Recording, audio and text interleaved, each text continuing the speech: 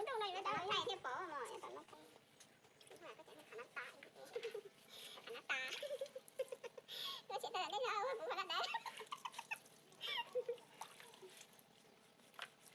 Thế nào đúng chưa hả hò? Thế nào có hai tay bọn trời đúng chưa hả? Anh bị nóng than, bị nóng than.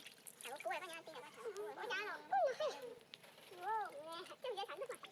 Ủa, cái gì mà cũng đỡ đấy. Cái này cú này. Chó thì phải giống ai tiền nhất. Chưa bự là bự đúng. Ủa bây giờ mình đang cú này.